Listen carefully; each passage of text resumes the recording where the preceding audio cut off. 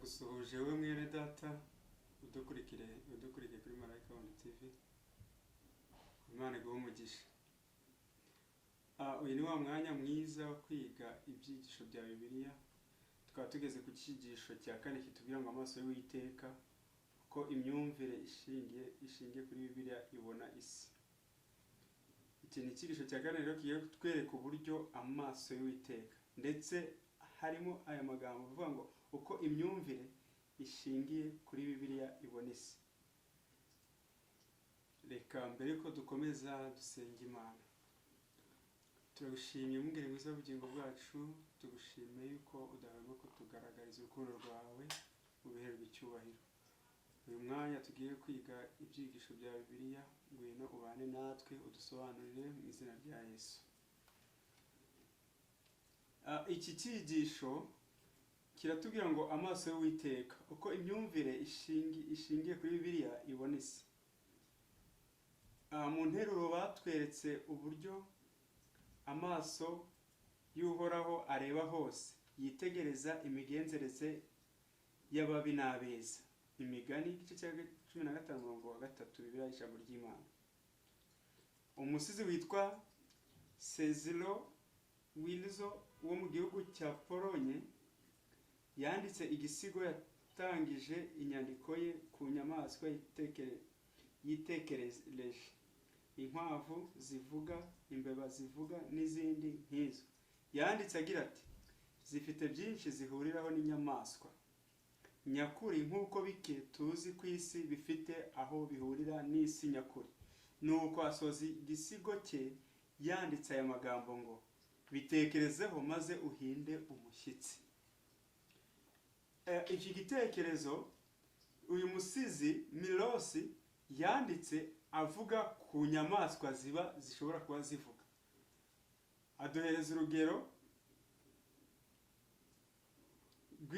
rw'inkwavu zivuga, imbeba zivuga n'izindi nk'izo. Ijambo guhinda umushyitsi rishobora kuba ari ijambo rikanganye cyane, ariko ni ukuri rwose ko muri byinshi abantu batekereza ku isi bishobora kuba birimo kwibeshya gukomeye. Urugero, abenshi mu bantu b'abahanga ku rwego ruhanitse ndetse n'abaminuje ku rwego rwo hejuru bo ku isi bamaze hafi imyaka 2000 batekereza ko isi iteretswe hagati mu byaremwe itanyeganyega.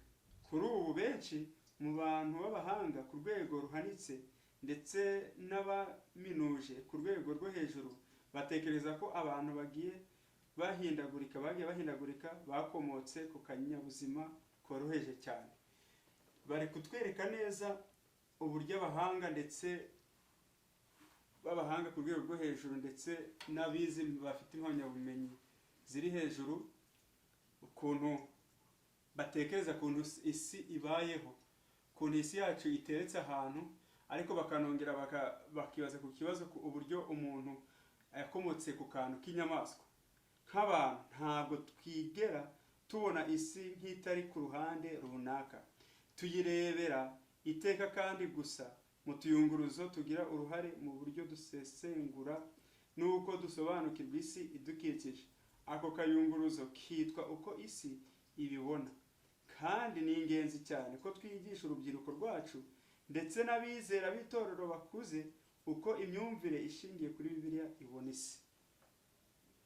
Tukwiriye kumenya uburyo Bibiliya, uko abisi batekereza ntabwo ariko Bibiliya itekereza.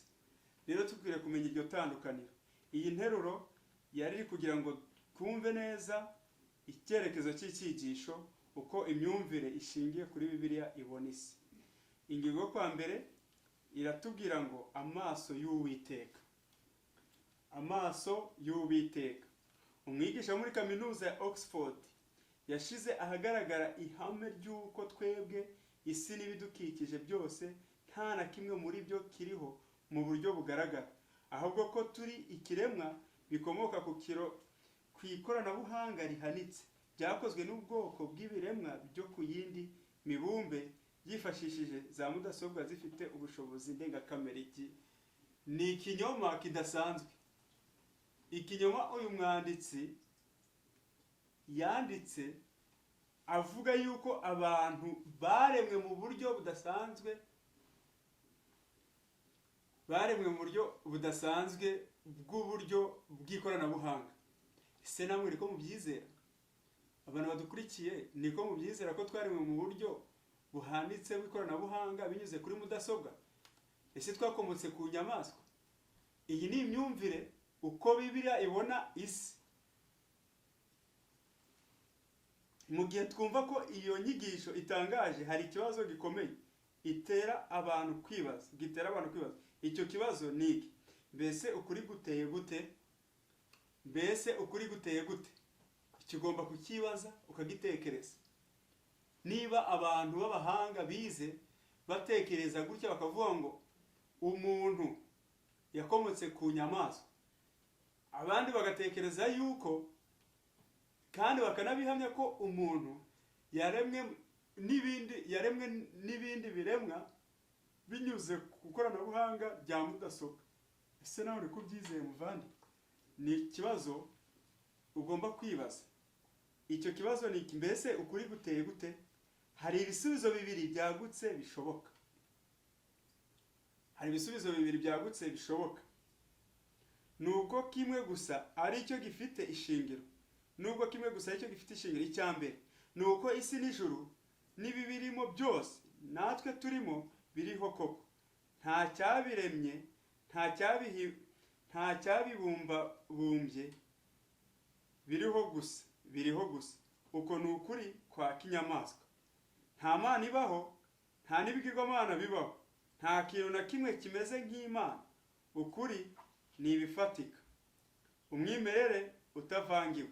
Nk'uko hari uwavuze aya magambo mu myaka 2500 ishize, ikiriho gusa ni uduce fatizo tw'ingingo n'ubusa. Ibyo bikaba atari bishya. Kuko niko bimeze, ariko ngo iyi myumvire ni iya kinyamaswa. Kumva yuko haba hariho umuntu, ibiremwa byaremwe bikaba biri ku isi, ariko nta wabiremye uriho. Ubwo icyo batweretse n'umwanditsi cyari kutwereka nuko ngo iyo myumvire ari ya kinyamaswa. Indi myumvire nuko hari imana nyinshi yaremye ibiriho byose. Ibyo noneho mu by'ukuri birushijeho gusa n'ibishyize mu gaciro, bisa n'ibirushijeho kugira ishingiro, birushaho kumvikana kurusha ibyo kuvuga ngo isi n'ijuru n'ibirimo biriho gusa. Nta busobanuro bifite. Uru ruhande hakubiyemo n'isi yaremwe, isi igizwe n'uduce fatizo tw'utugirangingo n'ubusa, ariko siyo rugarukiraho. Rwerekeza ku kundi kuri kurushijeho kwaguka, kwimbitse kandi gufite impande nyinshi kurusha imyumvire ishingiye ku bifatika y'abahakanamana dukunze kumva cyane muri iki gihe. Iyi ngingo ya kabiri mwumvise ko mu ngingo ya mbere ari abantu bemera ko ibintu biriho kandi bikaba ibyaremwe biriho bigaragara, ariko bidafite uwagize gute uwabiremye. Ariko ingingo ya kabiri yo iri kutwereka uburyo ibintu biriho kandi kuba biriho byose bikaba bifite uwabiremye. Rero uku ni ukuri kuzuye ku ngingo yo kwa kabiri. Ku ngingo ya kabiri batubwiye ngo, kuri iyi ngingo ya kabiri batubwiye neza yuko hari ibiremwa biri ku isi natwe turimo, ariko tukaba dufite uwaturemye. None se igitekerezo cyavuzwe mu cyigisho cyavuzwe mu ni aya masomo dukura muri iki cyigisho. Ni aya masomo ari kutwereka nuko imyumvire y'abantu ko batekereza ntabwo ari y'ukuri, ahubwo uko abantu tubayeho, ibyaremwe byose biriho, nuko Imana ariyo yabiremye. Biriho kubera ko byaremwe, bifite uwabiremye. Ariko kumva imyumvire, tukagira imyumvire yo kumva ko abantu bariho, ibintu bikaba biriho ariko bidafite uwabiremye, iyo ni imyumvire mibi cyane kandi ipfuye. Uburezi bwa Gikristo bwose bushingiye ku kuri kutari ukurebana n'Imana gusa, ahubwo Imana nk'uko iri koko. Imana yacu idukunda kandi ishyikirana natwe. Ni Imana ikora ibitangaza nubwo ikoresha amategeko agenga ibyaremwe ntizitirirwa n'aya mategeko, ahubwo ishobora kurenga ayo mategeko igihe ibishatse, nk'uko byagenze igihe umwari Mariya yasamaga inda ya Yesu. Kwigisha iyi myumvire ni ingenzi mu buryo bwihariye muri iki gihe cyacu, kubera ko abenshi mu bize bavuga mu buryo bibeshya ko siyanse iyishyigikiye, ikaba yigisha imyumvire y'ihekanamana kandi ishingiye ku ifatika mu buryo bweruye kandi buticuzwa. Reka iyi ngingo yo kuwa mbere, amaso y'Uwiteka. Amaso y'Uwiteka uko atubona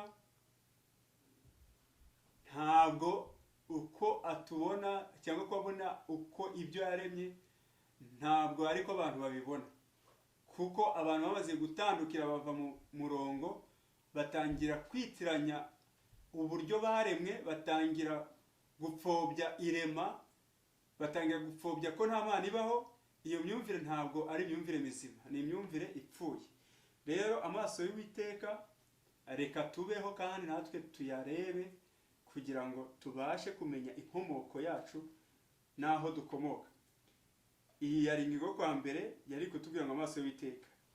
Ingingo yo kwa kabiri iratubwira ngo ikibazo cya Leibniz. Kera cyane umudage w'umunyabwenge akaba n'umwanditsi w'ibitabo witwaga Godfrey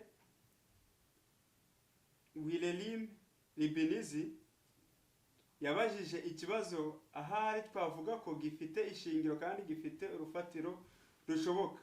Icyo kibazo ni iki? Kubera iki hari ikintu kiriho aho kuba nta kintu kiriho? Icyo kibazo si cyumvikana? Icyo kibazo kirumvikana. Icyo kibazo, kubera iki hari ikintu kiriho aho kuba nta kintu kiriho?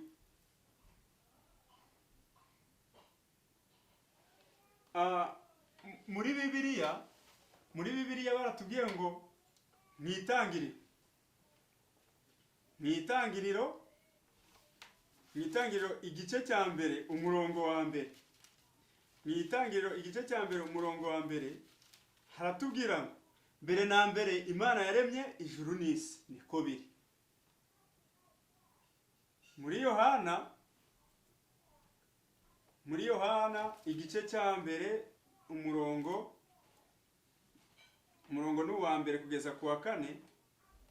Muri Yohana igice cya mbere umurongo wa mbere kugeza ku wa kane ho haratubwira ngo, baratubwiye ngo, haranditse ngo mbere na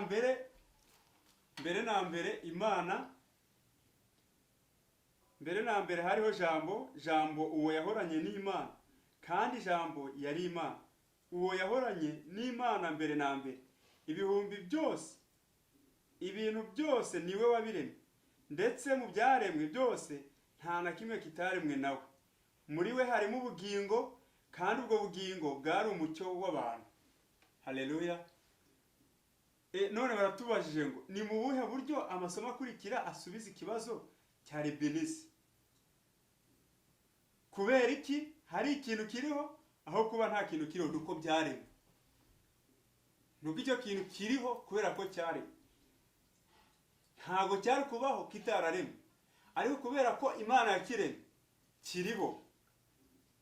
Biratangaje kubona uburyo muri Bibiliya bivugwa ko Imana iriho. Itangiriro igice cya mbere umurongo wa mbere ntihatangirana ingingo nyinshi zumvikana, nubwo zihari ari nyinshi, zirebana no kuba Imana iriho. Ivuga kubaho kwayo, kandi duhereye kuri iyo ngingo itangira Imana nk'umuremyi. Bibiliya ni ukuri kose kwahishuwe mu mpapuro zayo. Dusanze neza yuko Imana iriho. Iki ni ikibazo cya Leibniz yibajije, kubera iki hari ikintu kiriho aho kuba kitariho. Ikindi, inyigisho ivuga ibyirema nayo ni ishingiro ry'uburezi bwose bwa Gikristo. Ikintu cyose twizera nk'Abakristo buri kintu cyose gishingiye ku nyigisho y'icyumweru cy'iminsi 6 y'irema. Bibiliya ntiyatangiranye amagambo avuga iby'impongano cyangwa amategeko cyangwa iby'umusaraba cyangwa ibyerekeye umuzuko cyangwa ibyo kugaruka kwa Yesu. Oya, yatangiriye ku magambo avuga Imana nk'umuremyi. Haleluya! Kubera ko nta zindi nyigisho zisobanura neza kurenza ukuri kuvuga ko Imana ari umuremyi wacu. Niyo mpamvu nanone imyumvire ishingiye kuri Bibiliya igomba gushimangira akamaro k'inyigisho y'irema. Uko kuyishimangira nako ni ingenzi cyane kubera ko iyi nyigisho yahanganye n'igitero yagabweho mu izina rya siyansi. Ihindagurika ryemeza ko ubuzima bumara imyaka miliyari nyinshi buhindagurika buhoro buhoro bushingiye ku bubasha bwo kubaho kw'ibinyambaraga n'uburyo byatangiye byose kubw'impanuka. Nta kindi byakoze usibye gusenya kwizera ibyanditswe muri Bibiliya ko abantu miliyoni nyinshi zitavugwa. Biragoye gutekereza ku nyigisho irwanya Bibiliya no kwizera kwa Gikristo muri rusange ukabirutisha ihindagurika. Niyo mpamvu inyigisho y'ihindagurika mu buryo bumwe ishobora guhuzwa n'inyigisho ya Bibiliya ivuga iby'irema ari mbi cyane kurenza inyigisho y'ihindagurika ihakana Imana. Ibyo nta kindi byaba bigamije kitari ugukerensa Bibiliya no kwizera kwa Gikristo muri rusange. Igihe uzumva intekerezo cyangwa umuntu yigisha ko Bibiliya itariho cyangwa kwirema ritabayeho, azaba yamaze gutandukira, yamaze kuva ku cyo Bibiliya itwereka yuko irema ryabayeho, yuko Imana ari umuremyi. Dusanze rero yuko Bibiliya ishimangira neza yuko Imana ariyo muremyi wacu, ariyo muremyi w'ibiriho byose. Iyi ngingo rero kwa mbere yo kwa kabiri, Imana idusaba gukoresha 1/7 cy'imibereho yacu buri cyumweru kugira ngo twibuke iminsi 6 yo kurema. Ikintu idusaba ku yindi nyigisho, ikintu idasaba ku yindi nyigisho. None se ibyo bishobora kutubwira iki kirebana n'uburyo iyi nyigisho ari ingenzi ikaba n'urufatiro rw'imyumvire ya Gikristo? Ahangaha ni ingenzi ko buri mwizera wese cyangwa se buri umwe wese akwiriye kumenya yuko Imana ari umuremyi kandi yaturemye ikarema n'ibiriho byose, kugira ngo tubashe gutandukanya inyigisho y'ukuri ndetse n'inyigisho y'ikinyoma ihakana yuko tutaremwe kandi nta rema ryigeze ribaho.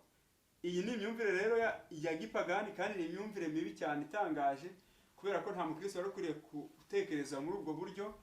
Twese dukwiriye kumenya neza, tukamenya inkomoko yacu ndetse n'ibiriho tukamenya inkomoko yabyo. Iyi ngingo yari yo kwa kabiri, ingingo yatubwiraga ngo ikibazo cya Libenizi wibajije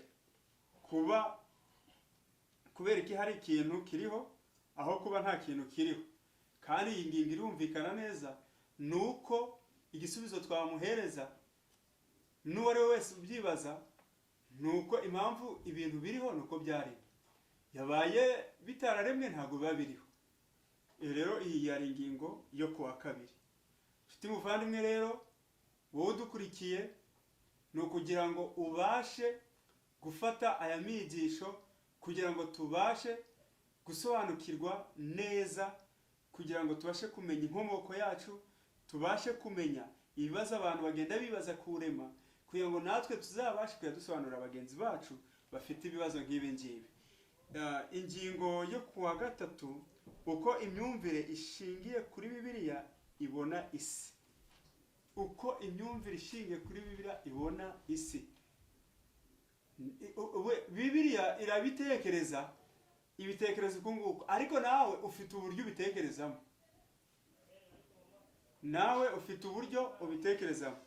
Nk'uko byavuzwe mu ijambo ry'ibanze, nta numwe muri twe ubona isi nta ruhande abogamiyemo, nk'idafite aho iherereye. Nk'uko byavuzwe mu ijambo ry'ibanze, nta numwe muri twe ubona isi nk'idafite aho iherereye. Nk'urugero, umuhakanamana areba umukororombya mu kirere ntagire icyo abona usibye ikintu kamere gisanzwe. Iki ntabwo cyari gikwiriye kubaho ku muntu wamaze gusobanukirwa n'ijambo ry'Imana. Ntabwo cyari gikwiriye kubaho kuba watekereza ukareba ikintu cyashizwe mu kirere ukibwira yuko cyapfuye kubaho kitigeze kiremwa. Ahangaha rero baratubwiye nk'urugero, umuhakanamana areba umukororombya mu kirere ntagire icyo abona usibye ikintu kamere gisanzwe. Nta busobanuro ufite usibye ubwo abantu bahisemo kuwuha. Ibitandukanye n'ibyo uwurebesha amaso y'imyumvire ishingiye kuri Bibiliya ntabona ko ari ikintu gisanzwe kibaho igihe imirasire y'izuba ihuye n'ibitonyanga by'amazi gusa, ahubwo abona ko ari ikimenyetso gishimangira isezerano ry'Imana ry'uko itazongera kurimbuza isi amazi. Itangiriro igice cya 9:13 kugeza kwa 16. Mwibuke yuko Imana imaze kurimbuza amazi abakera kubera kutayumvira, yahakanye ko itazongera kurimbuza amazi, ahubwo izarimbuza umwuzure. Rero ahangaha ngo mbega kwicisha bugufi n'impuhwe Imana yagiriye ibiremwa byayo byahabye igihe yashyiraga umukororombya mwiza mu bicu nk'ikimenyetso cy'isezerano ryayo n'abantu. Imana yahamije ko umuntu nabona umukororombya azajya yibuka isezerano ry'Imana. Ibi ntibivuga yuko Imana izigera yibagirwa, ahubwo itubwira mu rurimi rwacu dushobora kumva kugira ngo dushobore gusobanukirwa neza. Byari umugambi w'Imana ngo ubwo abana bazavuka nyuma bazabaza ubusobanuro bw'umukororombya wahuranya mu kirere, ababyeyi babo bakwiriye kubasubirira mu gitekerezo cy'umwuzure, bakababwira yuko isumba byose yawushyize mu bicu nk'isezerano ryo kutazongera kurimbuza isi umwuzure. Abakurambere n'abahanuzi, paje ya 80. Aya magambo ababyeyi turi kwiga icyigisho muri rusange. Aka gatabo katubwira ngo uburezi, ababyeyi ngo nta bari bakwiriye kwicara bagasobanurira abana babo icyo uramukororombya uvuze, kuko ngo Imana yawushyize mu kirere kugira ngo bibe urwibutso yuko Imana itazongera kurimbuza umwuzure, ahubwo izarimbuza umukororombya cyangwa se umuriro. Ntabwo rero ngo iri ni isezerano ryiza kuri twebwe kuko ritwibutsa kugira ngo dukomeze gushikama mu masezerano. Rero ntabwo biro nk'uko babandi babibona, ntabwo ngo twatubwire kubyumvira mu myumvire idafite gahunda, mu myumvire y'ababandi bapinga iko irema ryabayeho. Ahubwo ngo twatubwire kubyumva neza kubera ko ngo ari isezerano ry'Imana. Nk'abantu bamaze gusobanukirwa, ntabwo twatubwire kumera nk'abari abantu. Ku Badivantiste b'umunsi wa karindwi, Bibiliya iracyari amagambo y'urufatiro rwo kwizera kwacu. Yigisha iby'imyumvire ishingiye ku by'isi, ikatubera akayunguruzo tugomba kureberamo no gusobanukirwa isi. Ishobora kuba ahantu hateye ubwoba kandi haruhije.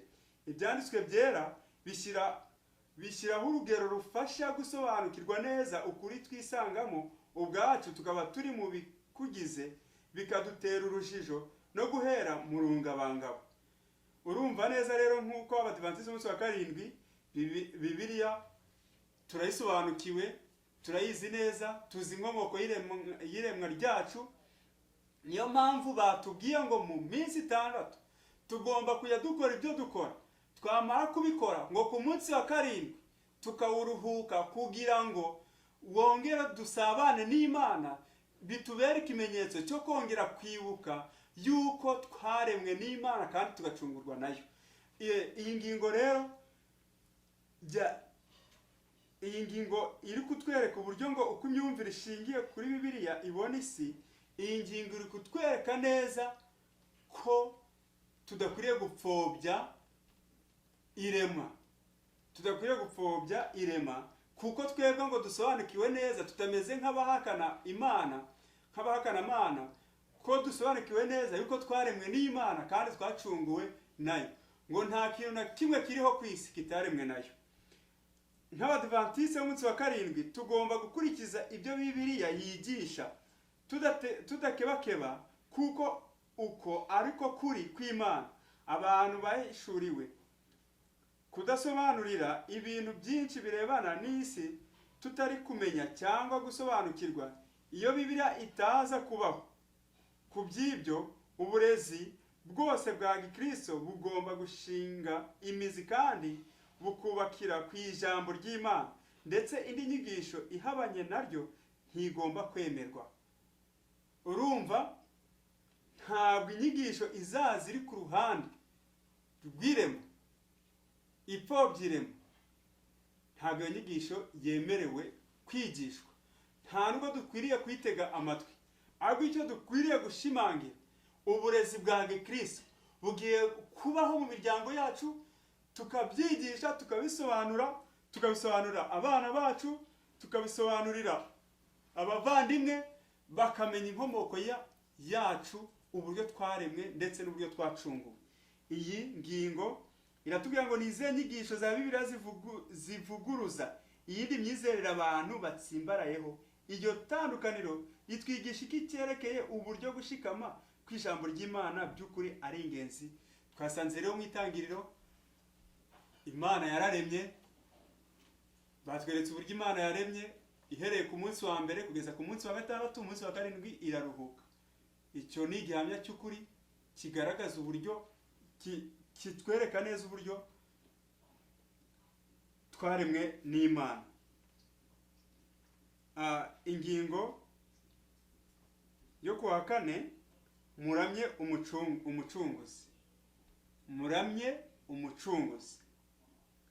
Iyi ngingo nubwo inyigisho ivuga iby'irema ari ingenzi ku kwizera kwacu, iyo nyigisho ntigaragara yonyine.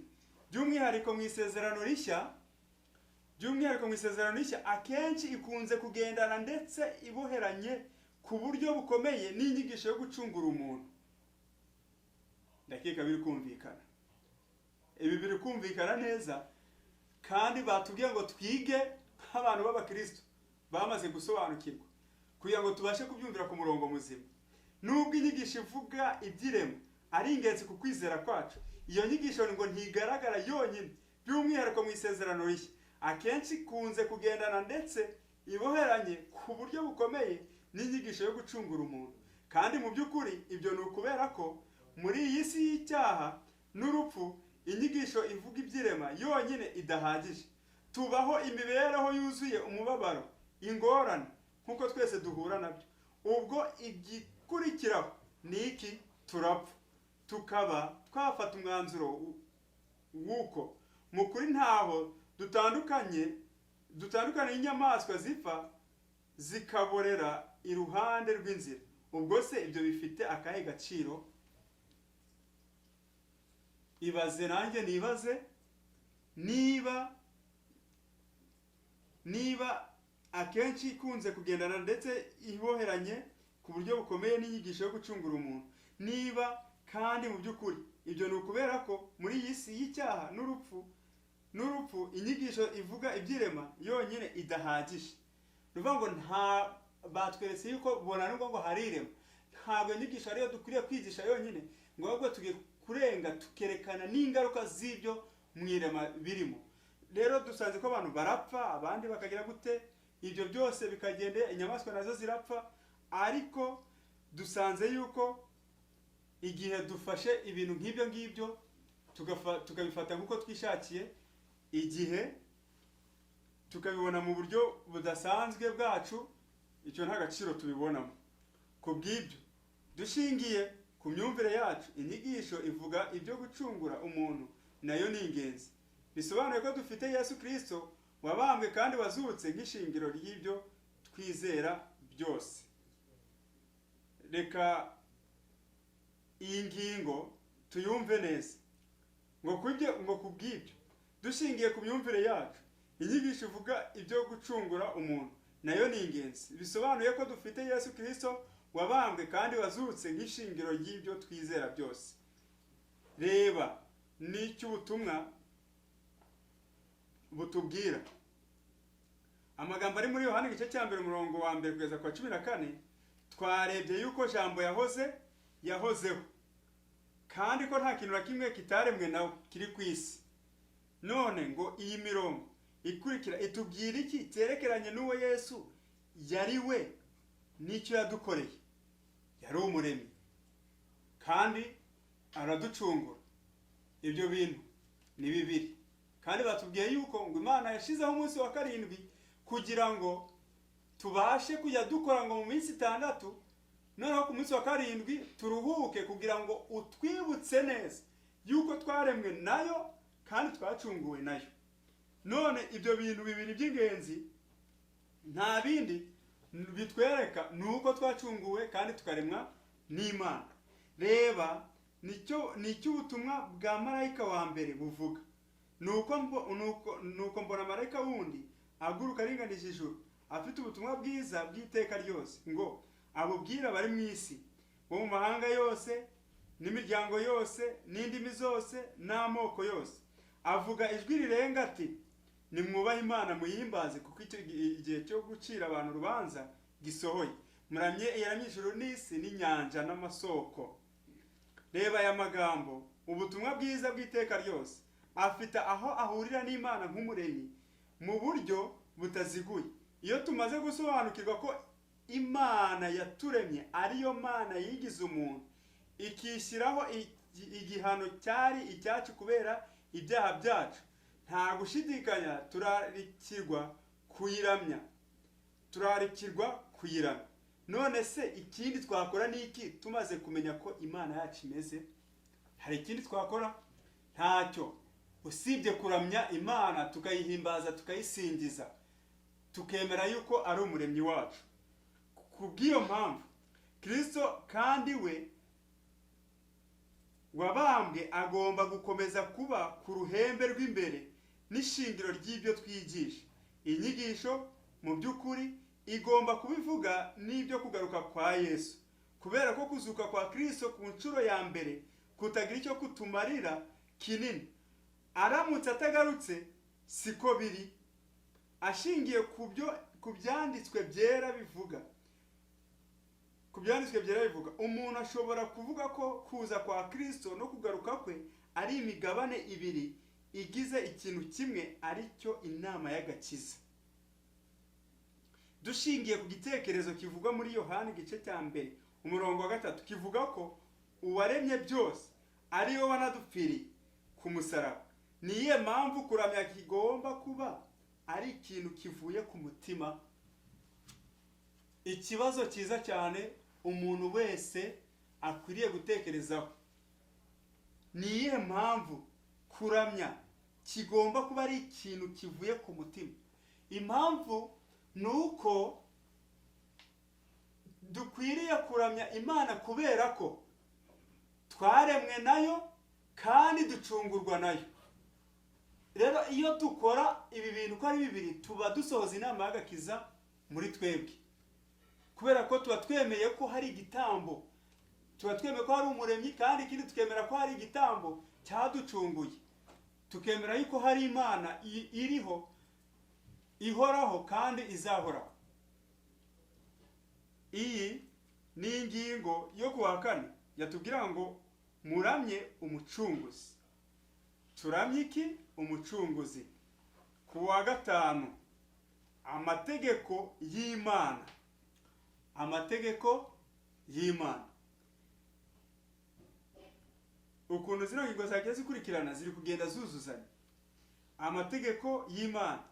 Hashize imyaka myinshi mu gihugu cyose cy'Ubufaransa habaye impaka ku kibazo cy'igihano cy'urupfu. Mbese icyo gihano gikwiriye gukurwaho? Abashyigikiye ko icyo gihano gikurwaho bagesheje icyifuzo cyabo ku mwanditsi akaba n'umucurabwenge w'ikirangirire w'Umufaransa witwa Michel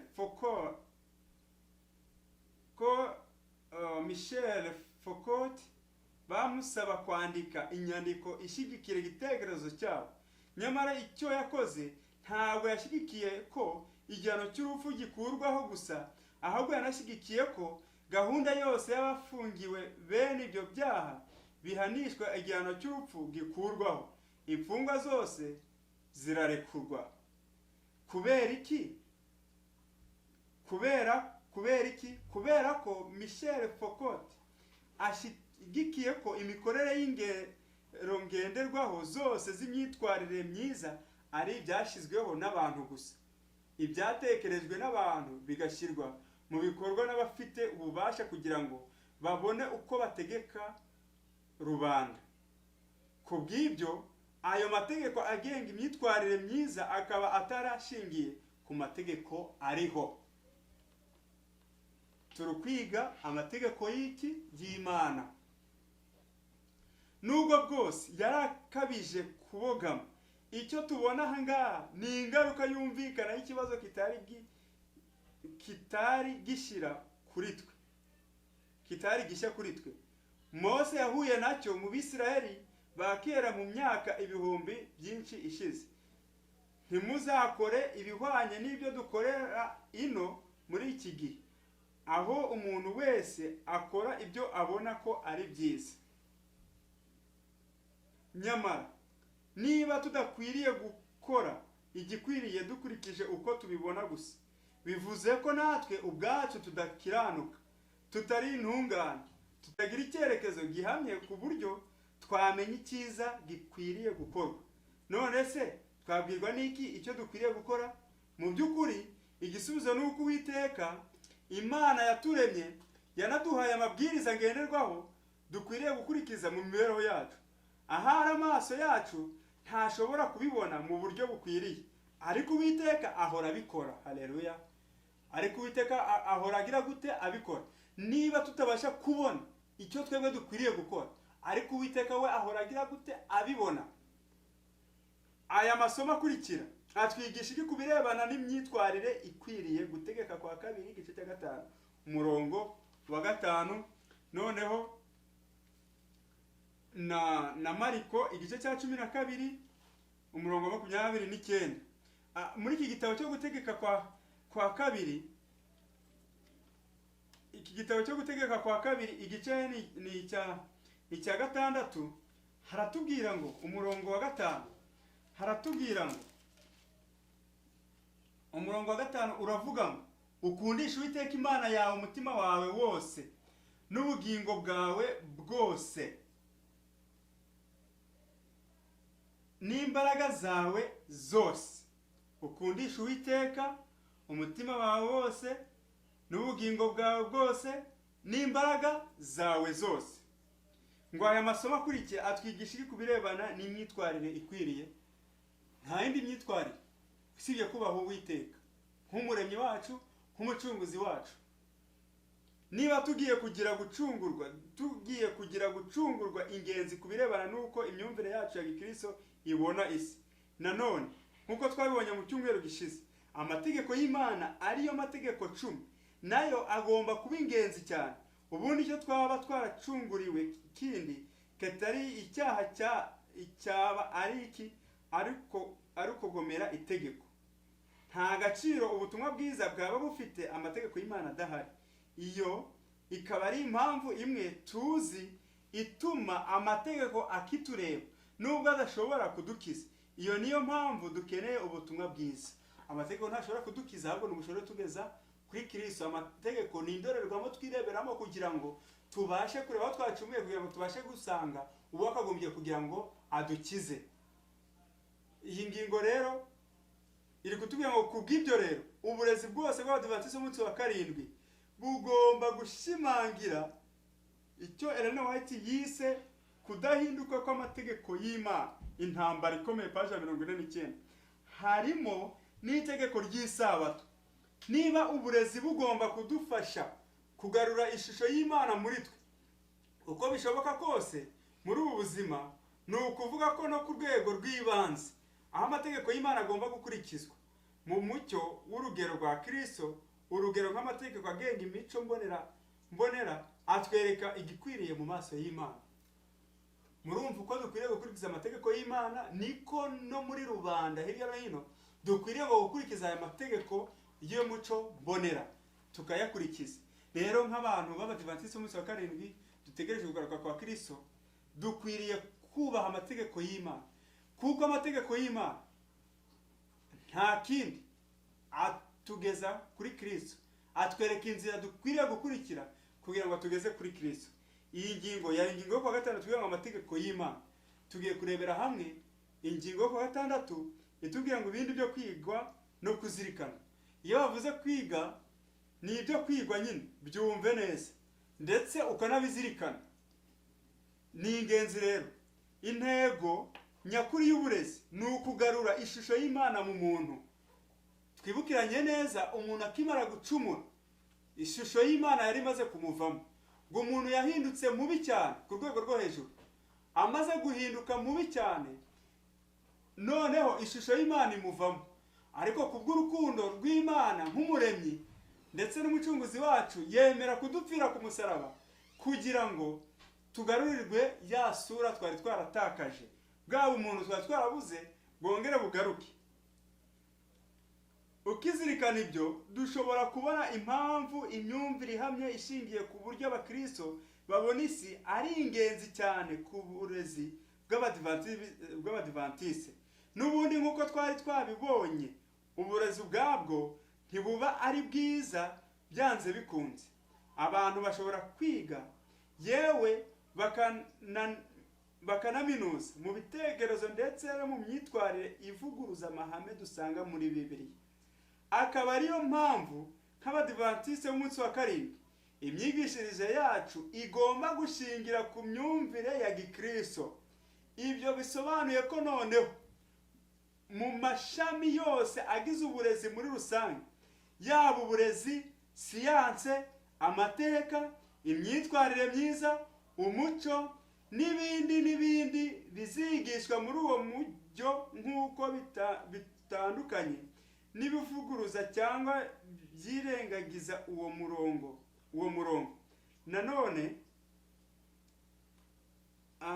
Nanone nk'uko byavuzwe mbere, ariko bikaba bikwiriye gusubirwamo. Nta kintu kiriho gisa n'icyerekezo kidafite uruhande kibogamiyeho.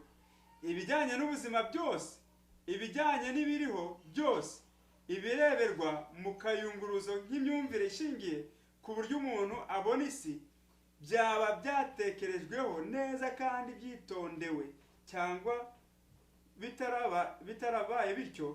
Kubw'iyo mpamvu ni ingenzi cyane ko imyumvire ishingiye kuri Bibiliya iba urufatiro uburezi bw'abadivantiste b'umunsi wa karindwi bwose bwubakiraho. Imyumvire idashingiye kuri Bibiliya nta kamaro, nta gaciro, icyo ni ikinyoma. Ariko imyumvire ishingiye kuri Bibiliya, ako niko gaciro. Kubera ko imyumvire ishingiye kuri Bibiliya ni ukuri kuzuye, ariko imyumvire idashingiye kuri Bibiliya nta kuri kurimo.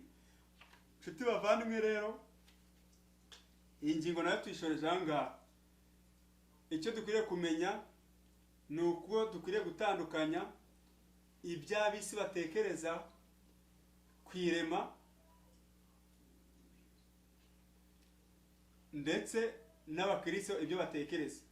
Dusanze rero ko inama duhawe ari ukwiga Bibiliya, ari gukurikiza Bibiliya ibyo ivuga, kuko iby'ab'isi bavuga ntaho bihuriye n'ibyo tubona. Ab'isi babereyeho guhakana ndetse no gupfobya inyigisho y'irema ndetse no gucungurwa. Ariko nkatwe nk'abantu twamaze gusobanukirwa uko kuri, dukwiriye kwemera kugira ngo tubwire abantu isi, tubwire abantu batuye isi, tubamenyeshe inzira y'ubugingo kugira nabo basobanukirwe. Reka Imana rero dufashe kandi ituyobore muri ibyigisho tumaze kwiga, ndetse n'ibisigaye inyuma kugira ngo tuzabashe kubigeraho amahoro, ndetse tuzabashe kurushaho gusobanukirwa mu izina rya Yesu.